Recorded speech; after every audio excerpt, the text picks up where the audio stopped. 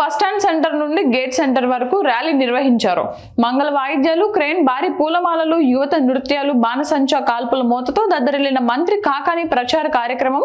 ఈ సందర్భంగా మంత్రి కాకాని గోవర్ధన్ రెడ్డి మాట్లాడారు.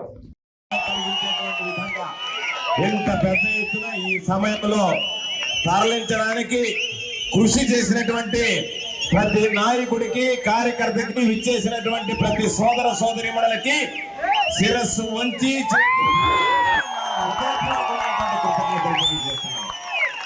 ఈరోజు అందరం గమనించాల్సింది, మే 13వ తేదీ జరిగిన ఎన్నికల్లో ఈరోజు ప్రధానంగా 2 సార్లు గడిచినటువంటి 2 ఎన్నికల్లో తెలుగుదేశం పార్టీకి అవకాశం ఇచ్చారు, తర్వాత జగన్మోహన్ రెడ్డి గారికి అవకాశం ఇచ్చారు.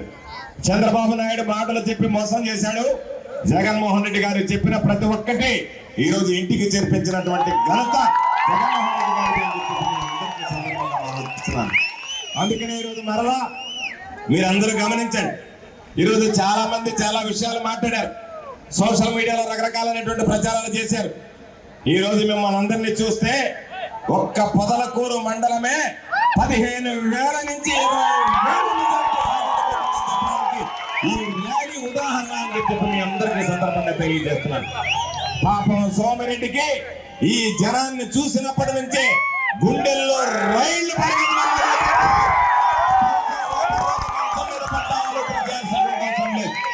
ఈరోజు మీరు అందరూ గమనిస్తే ఎందుకు ఈ మాట చెప్పారంటే, ఈరోజు మనం ఇక్కడ మీరు ర్యాలీ ఏర్పాటు చేశారు, కూడల్లో సభ ఏర్పాటు చేశారు. ఈ రాష్ట్రానికి 15 సంవత్సరాలు ముఖ్యమంత్రిగా 3 దఫాలు ఉన్నటువంటి వ్యక్తి వస్తే ఈ కోడలిలో నియోజకవర్గ స్థాయి సమావేశాన్ని ఏర్పాటు చేసుకోలేక ముందుకు వెళ్ళి ఆ సందులో ఈ పక్క ఆ పక్క ఫ్లెక్సీలు కట్టి మధ్యలో నిలబడితే 1000 మంది జనాన్ని స్థానికరించలేకపోయారు. సర్వేపల్లి నియోజకవర్గంలో వైఎస్ఆర్ కాంగ్రెస్ పార్టీ ఎంత బలమైనటువంటి శక్తిగా ఉందని ప్రత్యేకంగా చెప్పాల్సినటువంటి అవసరం లేదనేటువంటి విషయాన్ని మీ అందరికీ గుర్తు చేస్తున్నాను. ఈరోజు మీరందరూ గమనించండి, సర్వేపల్లి నియోజకవర్గం నుంచి శాసనసభ అభ్యర్థిగా మీ ఇంటి బిడ్డగా నేను పోటీ చేస్తున్నా, నా ప్రత్యర్థిగా అల్లీపురం రెడ్డి పోటీ చేస్తున్నాడు.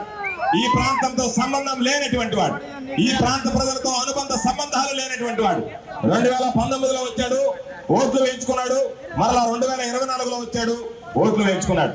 2014 నుంచి 2019 వరకు శాసన మండలి సభ్యుడిగా, మంత్రిగా పనిచేసి ఈ ప్రాంతానికి ఏమి ఒరగబెట్టాడనేటువంటిది ఒక్కసారి ఆలోచన చేయండి.